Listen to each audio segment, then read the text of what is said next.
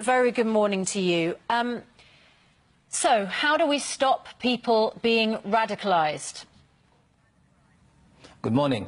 How do we stop people from being radicalised is a key question that we are grappling with ourselves. Of course, as Londoners, our heartfelt grief, pain, sorrow, prayers for the families who have lost their loved ones and those who have been injured. And of course, commendation for the officers who did actually so swiftly attend to the scene. How do we stop people? I haven't got a clue, to be honest with you, except that we are all asking that question. We would like to work together. I've got some ideas. I need to start by referencing what you said earlier on about community policing. I think it's very important. We need to increase the numbers, not cut them. And most importantly, we need to create partnership between people. We need to all feel empowered. We need to feel inclusive. And in our inclusive narrative, we need to drown the voices of extremism. And we also need to create authentic, moderate alliance of people of all backgrounds, not just Muslims, but Muslims and people of faith and no faith, to say we're together and we are all together against such evil from all parts of the world. OK, look, I think that the problem with all this is that all these words sound great. You know, Theresa May sounded great yesterday. Every time we have one of these attacks, everyone talks great words. What we need is action. It seems to me there is a very precise issue in the Muslim communities around this country, which is that there is a level of extremist ideology being espoused, the Wahhabist version of Islam, interpretation of Islam. We have Saudi and Qatar-sponsored mosques, which have a lot of doctrine going on, which is very extremist, and is being funded from outside this country by people who have a very, in most people's eyes, a very warped and extreme view of what Islam is. Isn't that a major part of the problem here? Piers, with due respect to you, I don't know where you have found, and do you have any evidence to suggest? And if you know of a mosque like this, please let me know. I'll be the first one to go and not only protest, but demand its closure. I don't know of mosques who do that in this country. We are all together. As an imam, I preach in several mosques across London. All of us preach one single thing, and that is, if you want to be a good Muslim, a true Muslim, you must submit to a peaceful life internally and must do everything possible to establish peace and fairness around you. Anyone who does what we're all together in condemning, they don't become radicalized because of mosques. They're actually radicalized because of the internet and the widespread outside influences that we see that emanate from the webs. OK, let me stop you. Let me stop you.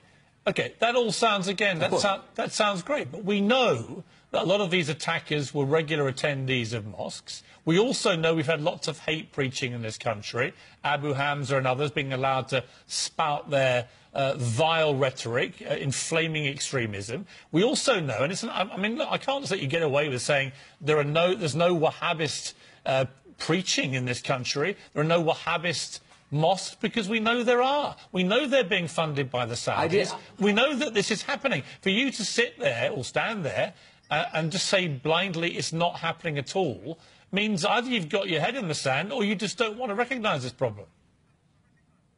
Piers, I didn't say any of that. I said, if you know of a mosque, please tell me. And if you can tell me, I would be the first one to go and demand its closure and stop. But you haven't said that. I'm saying something simple. I'm saying in this country, Abu Hamza and the nutters like them have been locked up, sent away, and they're rotting in prison, I think 10 years or longer ago.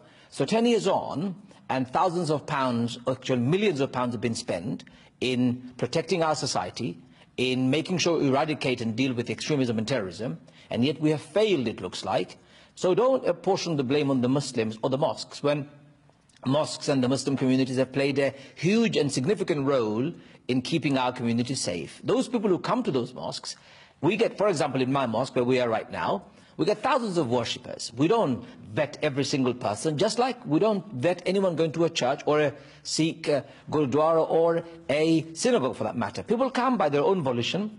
Our imams teach what Quran says very clearly, what the teachings of the Prophet is. And the teaching of Quran is, if you take one life, it is like taking the lives of the entire humanity. If you save one life, it is like saving the lives of the entire humanity. This is our home, Piers. Britain is my home. it would be foolish for anyone to suggest, any Muslim or people of other faiths, to suggest that we could even imagine attacking our own home. And anyone who does that, hang on. they're doing it because of their own motivation, and they're being radicalised on the net. You say it's unthinkable that any Muslim would do this, and yet all these attacks are being carried out by radicalised young Muslims who have been buying into a warped ideology, a warped version of Islam, propagated by ISIS, propagated by the Wahhabist teachings. And again, I say to you, this is the problem, is that they are getting brainwashed.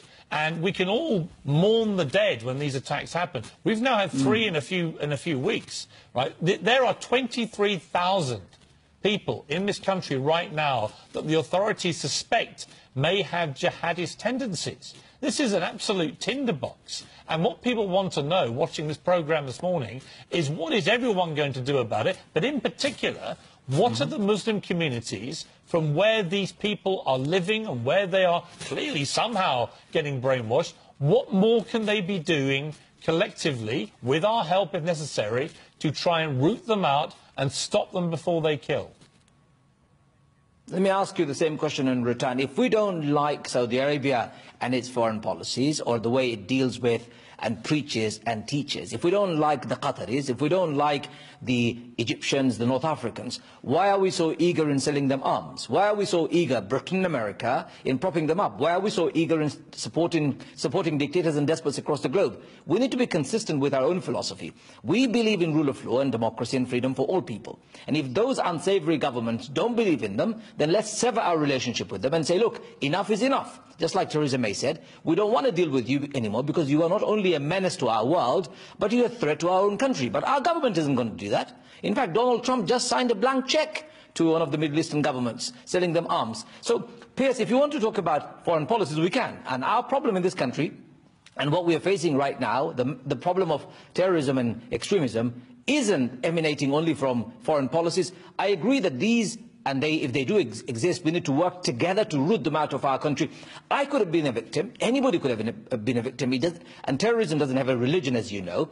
We need to be really together. So let's create an inclusive narrative. Let's fight together. Let's drown the voices of extremism. Let's secure our streets. Let's equip our police services, our security services. Let's bring the community policing back on. Let's empower the mosques and the imams. Let's work together, and let's not blame the other. Because if we blame the other, the terrorists have won, and that's exactly why they do what they do, and that is to divide us, to destroy our unity, and most importantly, to destroy our country. OK, Imam, listen, you raised a lot of very good points there, and let me reiterate that I'm absolutely on the side of any decent law-abiding Muslim, of which the vast majority are. But we cannot keep hiding, of course, the reality, which at all these attacks, without exception, are being carried out by radicalised young Muslims. And that is the problem this country is now facing. It's a problem for you, it's a problem for us, it's a problem with anyone with families, yes. And we have to somehow get to the brains of these murderous barbarians before they commit their atrocities and try and convince them of another way. My final question to you is this. In terms of how you do that, in terms of how we somehow realign the thought process of these radicalised young people who think the only way to advance the cause of their belief of Islam is to commit mass murder, what do you think the best way to do that is? I've just said, and I'll say it again, we need to, of course, educate our children, our families, but the first thing we need to do is create a new language. You've just used the wrong one yourself, Piers. You've talked about you and us. Why are you dividing us? We're together. We are British. We belong to this country. It's a problem for all of us. Whether they are Muslim, Christian, Jewish or Hindu or Sikh, if there is trouble, we need to deal with it together. Let's not blame the Muslims alone. We didn't blame the Christians for the IRA attacks. We didn't blame the Christians for the Ku Klux murders that we saw a long time ago. Hang on, wait a minute. The IRA attacks were not being committed in the name of religion. This is the whole point. And we can again... Yeah, but there's no comparison, because the IRA were not blowing things up in the name of religion. The people doing these acts are committing mass murder in what they claim to be the name of their religion. That is the particular problem that we're facing. And that is why when you say... I hear you. It's not them and us. We're all British, I get that. But there are large sections, Yes. I'm afraid, of the British Muslim community right now who, for whatever reason, feel so disenfranchised with the way this country is that they want to kill and maim us. And it has to stop. I agree, and again, emotive word, large section of British Muslim community. You're giving a huge description of a community of 3 million here. Large, what is the number of large? I believe vast majority of us are very concerned, in fact, as anyone that I've met are very concerned about what's going on in this country. Would you believe, when we heard the incident, I was in the mosque, I was praying, and there were thousands of other people in this country praying, and in our mosque congregation, everybody's breath, we stopped breathing, aghast, in horror, in shock. Oh my God, not another attack. So we feel the same way. So to deal with it is to create that inclusive narrative, just like I've been saying from the beginning. To say we can deal with it. Yes, you're right. How do we re-educate our kids? How do we re-educate everybody? Any extremism should be rooted out from our society. We need to tackle them from our narrative creators, from our media pundits to our politicians to our ordinary people. We need to create more harmonious working relationship. It's not happening. Our integration is not taking place enough. There is an expectation that ethnic minorities, in quote-unquote, would integrate. But that's not how integration works. Integration is a two-way street. I'm going to speak my mind, and I'm going to speak from the pulpit as loud as I can. This is my home.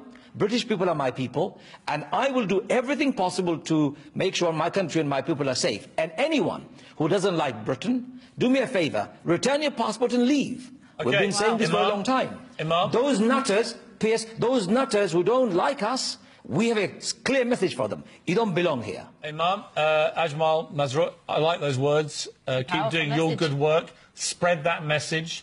Any help you need to help do this, let us know. We're all in this together, but we appreciate your candour. Thank you.